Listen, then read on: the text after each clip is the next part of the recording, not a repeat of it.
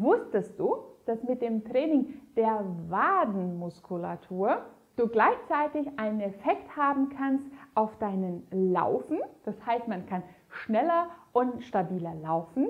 Man verbessert auch die Durchblutung bzw. kann auch einen Effekt auf die Schwellung deiner Beine haben und nicht zuletzt auch dein Herz entlasten. Die Wade ist eigentlich geformt von zwei Muskeln. Das erste, das ist der Soleus, der hat seinen Ansatz an den Unterschenkelknochen und geht dann bis zur Achillessehne hin. Und der zweite Muskel, der auch die Wade formt, ist der Gastrocnemius. Der hat seinen Ansatz an den Oberschenkelknochen oberhalb von der Kniekehle und geht dann halt zusammen mit dem Soleus in der Achillessehne über.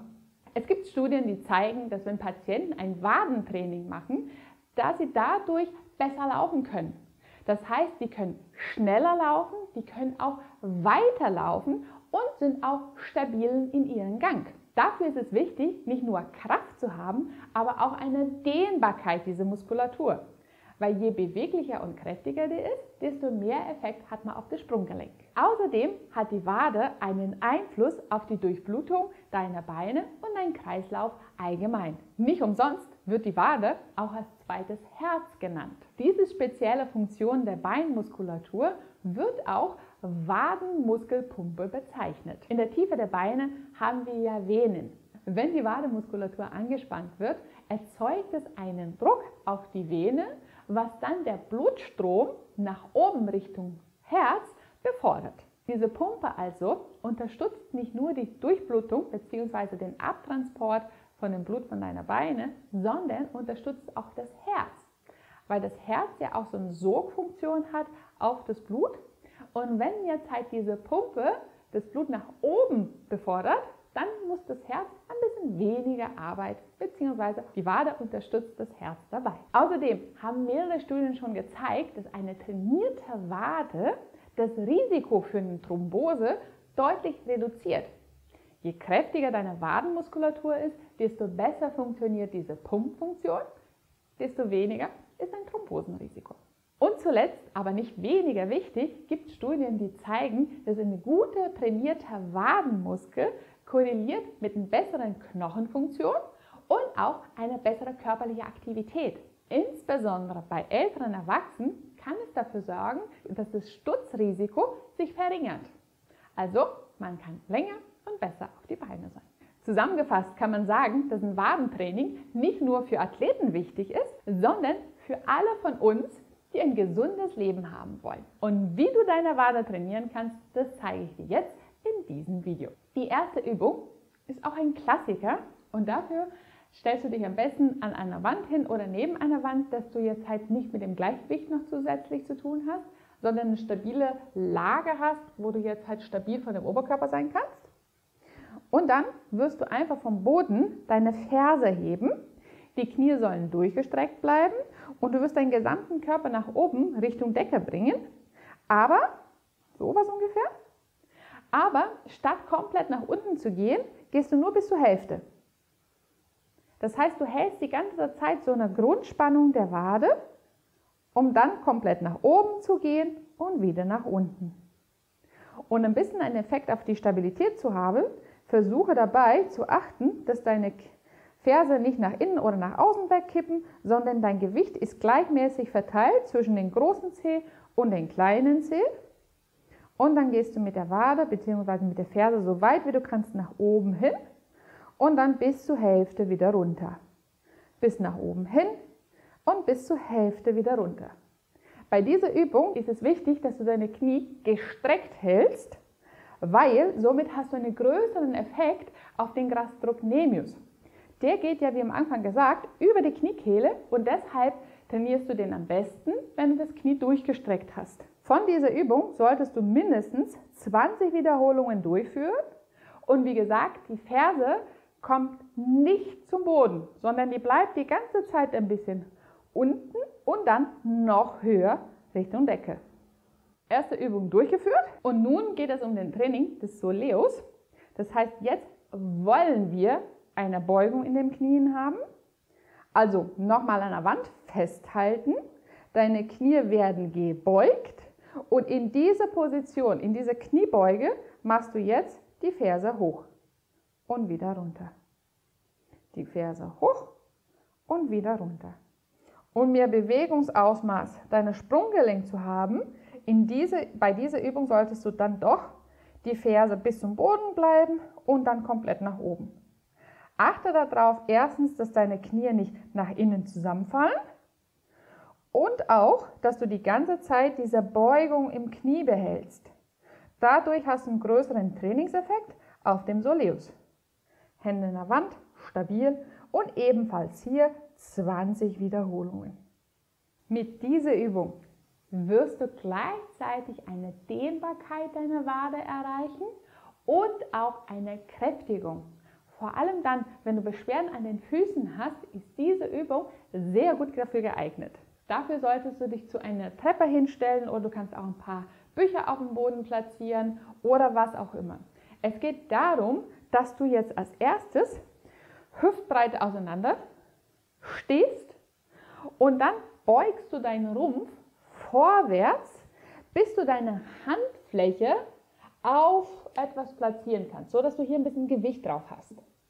Das Wichtige ist, dass dein Knie durchgestreckt bleiben und dein Rumpf, du darfst nicht so weit nach vorne kommen, weil sonst verlierst du am Effekt von der Dehnung.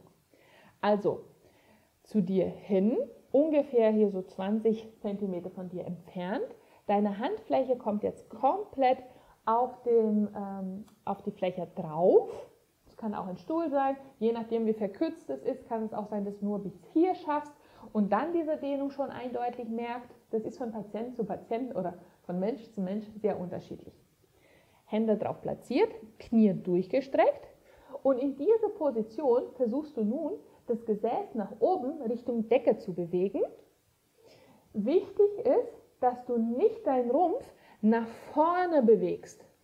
Also der Rumpf bleibt stabil und nur das Becken wird nach oben Richtung Decke gebracht. Und wieder runter. Nach oben Richtung Decke und wieder runter. Du solltest auf einer Seite die Dehnung hinten an der Kniekehle spüren. Du kannst aber auch gleichzeitig ein Ziehen im Rücken verspüren. Und hier wiederholst du das nun 12 Mal. Wenn du die 12 Wiederholungen fertig hast, Knie bleiben durchgestreckt, Gesäßmuskel anspannen und von der Hüfte wieder in der Streckung in der aufrechten Haltung zu gehen. Wenn du am Anfang dieser Übung es sehr schwer fällt, du wirst merken, bei der zweiten Serie geht es dann deutlich leichter. Was nicht passieren sollte, ist, dass du nicht in der Lage bist, die Ferse komplett auf dem Boden zu lassen. Wenn du das nicht hinbekommst und ständig in so einer halben Beugenposition bleibst, dann ist es ein Zeichen dafür, dass diese Erhöhung für dich noch zu niedrig ist. Lieber dann ein Stuhl, sodass du die Hände auf der Stuhlfläche oder auf der Sitzfläche platzieren kannst und dann halt in diese Position hoch und runter kommst. Dein Parameter soll immer die Dehnung der Wade sein, dass du die verspürst und trotzdem die Ferse noch auf dem Boden lassen kannst. Wenn dir dieses Video gefällt und du wissen willst, wie du mit einfacher Übung von zu Hause aus deine Gesundheit verbessern kannst, beweglicher wirst und auch gleichzeitig weniger Schmerzen hast, dann abonniere meinen Kanal. Hier bekommst du jede Woche neue Tipps für deine Gesundheit.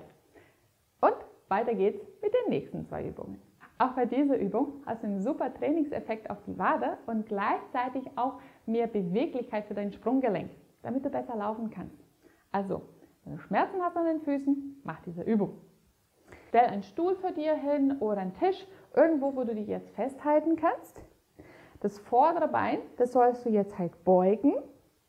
Und mit dem hinteren gehst du so weit nach hinten, bis du eine deutliche Dehnung in der Wade verspürst, aber die Ferse muss auf dem Boden bleiben, okay? So, Oberkörper möglichst gerade und in dieser Position machst du nun ein Fersenheben. Das heißt, du hebst die Ferse so weit wie du kannst vom Boden hoch. Achte darauf, dass du das Gewicht gleichmäßig zwischen den großen Zeh und den kleinen Zeh verteilst, um dann die Ferse wieder nach unten zu lassen.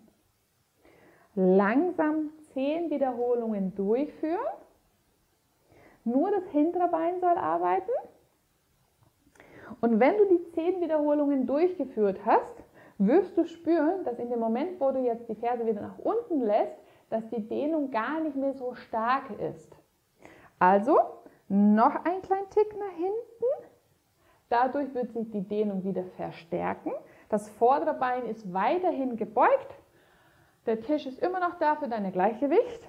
Und hier nochmal 10 Wiederholungen nach oben. Gleichmäßig das Gewicht zwischen den kleinen Zeh und den großen Zeh verteilen. Ferse bis nach unten auf den Boden, um dann komplett wieder nach unten zu bringen. Das Knie bleibt die ganze Zeit gestreckt. Wenn du die 2 Serien auf der Seite durchgeführt hast, wechsel die Beine, hüftbreit auseinander wieder, das vordere Bein wird gebeugt, das hintere bleibt komplett gestreckt, bis du die erste Dehnung erreicht hast.